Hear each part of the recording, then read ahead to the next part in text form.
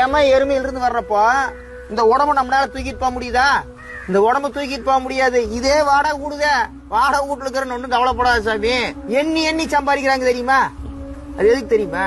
நம்ம பேரனோட பையனும் என்னாம செலவு பண்றதுதான். பத்திரத்தை படிச்சு படிச்சு வாங்குவாங்க. இத்தனை சென்ட்டுங்க இருக்குது, இத்தனை அடி இருக்குதுன்னு. அது எதுக்குன்னு தெரியுமா?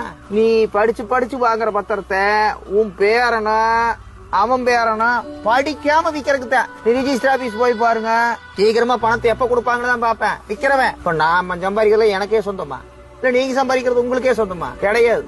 இப்ப நீங்க சம்பாதிக்கிறதெல்லாம் உங்க பையன் பிள்ளைக்கே சொந்தம், நான் சம்பாதிக்கல என் பையன் பிள்ளைக்கே சொந்தம்னா ரிஜிஸ்டர் ஆபீஸ் எதுக்கு சாமி? நீ ஒண்ணும் மிச்சம் பண்ண முடியலையேன்னு கவலைப்படாத. இந்த உலகத்துல எதையுமே எவனும் மிச்சப்படுத்தி ஒண்ணும் பண்ண போறது இல்ல. சந்தோஷமா மனைவி மக்களோட என்ன சம்பாதிக்கிறத வச்சுட்டு நீ நல்லா இருந்தீங்கன்னா போதும். இன்பமா இருக்கிறியா, சந்தோஷமா இருக்கிறியா, தினம் பொழுது கழிக்கிறியா, அதுதான் முக்கியம். கவலையெல்லாம் படப்படாது.